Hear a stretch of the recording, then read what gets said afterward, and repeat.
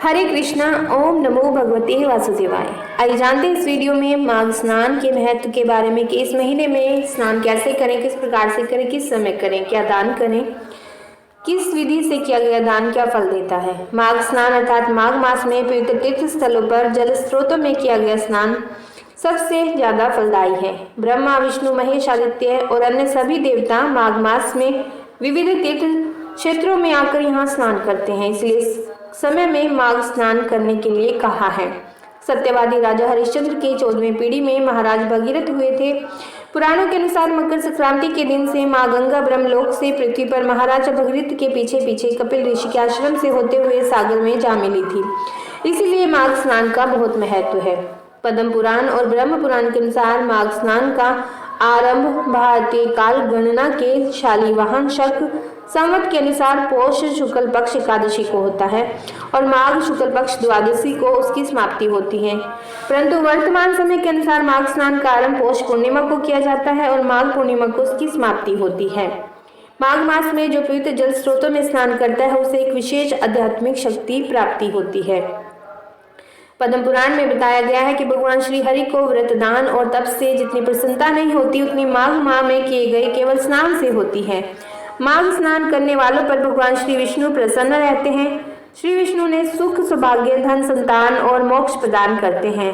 धर्मशास्त्रों में बताया गया है कि सकाम भाव से अर्थात सांसारिक इच्छाओं की पूर्ति के लिए माघ स्नान करने से उस व्यक्ति की इच्छा अनुसार उसे फल प्राप्ति होती है और केवल भगवान की प्राप्ति हेतु स्नान आदि करने से मोक्ष प्राप्ति होती है।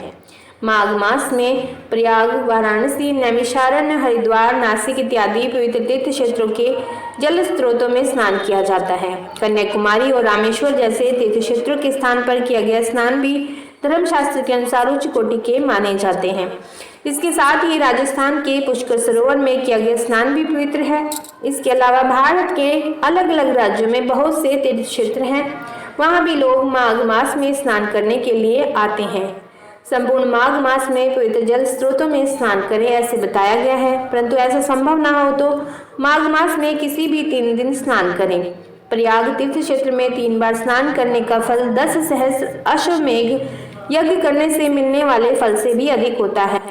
3 दिन स्नान करना संभव न होने पर माघ मास के किसी भी एक दिन तो माघ स्नान अवश्य करें। कुछ विशेष तिथियों पर किया हुआ माघ स्नान विशेष फलदायी होता है। ये तिथियां ऐसे हैं: मकर संक्रांत, पौष पूर्णिमा, पौष अमावस्या अर्थात मौनी अमावस्या, माघ शुक्ल पक्ष पंचमी जिसे बसंत पंचमी भी कहते हैं, माघ पूर्णिमा और महाशिवरात्रि। यहाँ एक महत्वपूर्ण सूत्र यह है कि मकर संक्रांत का त्योहार प्रत्येक वर्ष माघ स्नान की कालावधि में आएगा, ऐसा नहीं है। इसके साथ ही महाशिवरात्रि भी माघ पूर्णिमा के बाद आती है, परंतु इन दोनों दिनों पर किया गया स्नान भी माघ स्नान में ही गिना जाता है और उतना ही उपयुक्त और पवित्र भी माना जाता है। सूर्योदय से पहले स्नान करना उत्तम माना जाता है। नारद पुराण के अनुसार माघ मास में ब्रह्म मुहूर्त पर अर्थात सवेरे 3:30 से 4 बजे तक स्नान करने से सर्व महापातक दूर हो जाते हैं और प्रजापात्य यज्ञ करने का फल मिलता है।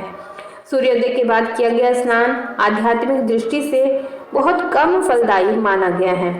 शास्त्र में माघ स्नान के बाद सूर्य को अर्घ्य देने के लिए कहा गया है। अर्घ्य देना अर्थात अपनी अंजलि में पानी लेकर उसे सूर्य देव को अर्पण करना। अंजलि में जल लेकर आप किसी नदी में स्नान करने के बाद ही ऐसे दे सकते हैं। अपने घर पर आप लोटे से ही जल दे सकते हैं। पद्म पुराण के अनुसार माघ मास में प्रातःकाल स्नान कर संपूर्ण विश्व को प्रकाश देने वाले भगवान सूर्य को अर्घ्य देने का बहुत महत्व है। इसीलिए सभी पापों से मुक्ति पाने के लिए और परम कृपालु जगदीश्वर की कृपा पाने के लिए प्रत्येक मनुष्य को माघ स्नान के बाद सूर्य मंत्र का उच्चारण करते हुए सूर्य को अर्घ्य देना चाहिए। मंत्र इस प्रकार से है: भास्कराय विद्महे महद्युति कराय धीमहि तन्नो आदित्य प्रचोदयात्। अर्थात तेज के आगर से सूर्य को हम जानते हैं, अत्यंत तेजस्वी और सभी को प्रकाशमान करने वाले सूर्य का हम ध्यान करते हैं। यह आदित्य हमारी बुद्धि को सत्प्रेरणा दे। महाभारत के अनुशासन पर्व में कहा गया है कि जो माघ मास में ब्राह्मणों को तिल का दान करेगा उसे जंतुओं से भरे हुए नरक के दर्शन नहीं करने होंगे। माघ मास में यथाशक्ति गुड़, ऊनी वस्त्र, रजाई, पादत्राण यानी कि चप्पलें, ठंड से रक्षा करने वाली अन्य वस्तुओं का दान कर कहे। इस प्रकार से कहें: माधवः प्रियताम अर्थात भगवान श्री विष्णु की प्रीति और कृपा प्राप्त हो, इसलिए दान कर रहा हूँ। माघ मास में ऐसी विशेषता है कि इस काल में प्रत्येक प्राकृतिक जल स्रोत में गंगा स्नान के समान ही पवित्र होता है। माघ स्नान के लिए प्रयाग, वाराणसी इत्यादि स्थान पवित्र माने गए हैं, परंतु ऐसे स्थानों पर जाकर स्नान करना संभव न हो तो हमारे निकट जो भी नदी, तालाब, कुआं जैसे किसी भी प्राकृतिक जल स्रोत में स्नान करें। पवित्र जलाशय में माघ स्नान करना संभव न हो तो माघ स्नान के लिए रात में घर की छत पर मिट्टी की मटके में भरकर रखे गए पानी अर्थात दिन भर सूर्य किरणों में गर्म हुए पानी से स्नान करें। घर में माघ स्नान करने के लिए सुबह जल्दी उठें। गंगा, यमुना, सरस्वती इत्यादि पवित्र नदियों का स्मरण करके स्नान के बाद पानी में उनका आह्वान करें। इसके बाद उस जल से स्नान करें। इसके बाद भगवान श्री विष्णु का स्मरण कर उनका पंचोपचार पूजन करें। इसके बाद ओम नमो भगवते वासुदेवाय यह नाम जप करें ज़्यादा से ज़्यादा। संभव हो तो उस दिन उपवास करें। इसके साथ ही अपनी पहले उल्लेखित वस्तुओं का दान करें जो कि आपको पहले बताई गई हैं। कल्प अर्थात वेद अध्ययन, मंत्र पठन आदि, यज्ञ आदि कर्म भी अभी कर सकते हैं।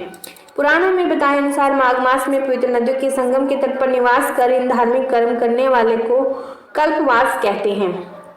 शास्त्र में कहा गया है कि भक्तिभाव से कल्पवास करने वाले को सद्गति प्राप्त होती है। माघ महीने में कुछ बातों का जरूर ध्यान रखें। माघ महीने में कंबल, ब्लैंकेट जैसी गर्म कपड़ों का दान करना सामाजिक सेवा में योगदान करने का एक अच्छा तरीका है। ठंडी ठंडी सर्दियों में इस तरह के दान से जरूरतमंद लोगों को राहत मिलती है। माघ महीने में काला तिल, अन्न, वस्त्र और धन का दान करने से सृष्टि की सुरक्षा में मदद होती है।